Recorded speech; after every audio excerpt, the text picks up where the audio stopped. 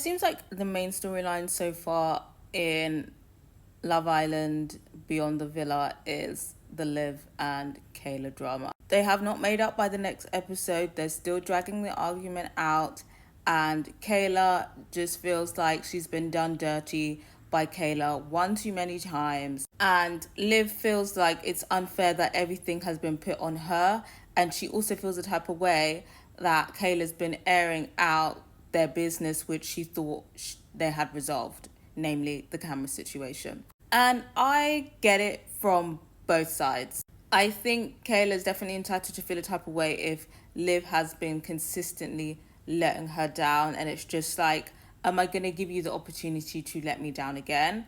But I can also see from Liv's side where she feels like, can they really move past things if Kaylor's going to continue to hold a grudge against someone for something? I think one thing that Kaylor points out is that, friendships are people who you choose to be in your life, and friendship shouldn't be difficult. And she just feels like the friendship is just continuing to become difficult, and she would just rather opt out. But of course, it's going to be hard because they were on this really popular TV show. They're going to see each other. They're both influencers. They're going to see each other. And it seems like the general consensus in the group is that they're good friends. They just need to squash the beef. I think at the very least, they should squash it to be cordial.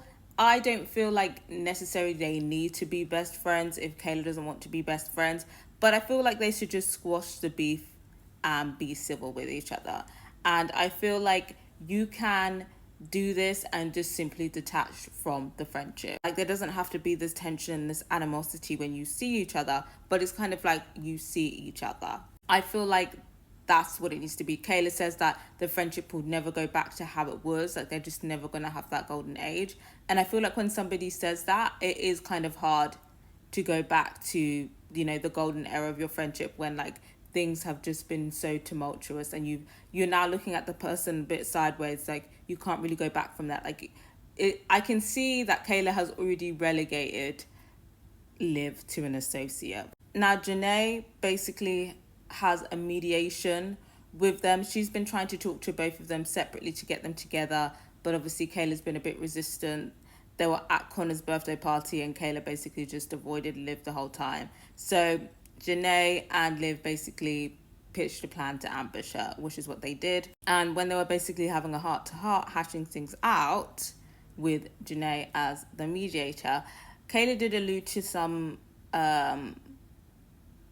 trauma in her life that may be like triggering her in the whole lying situation. And she says that, the whole relationship has been triggering because she has confided in Liv about how she's been let down in the past, how she was constantly lied to in her childhood.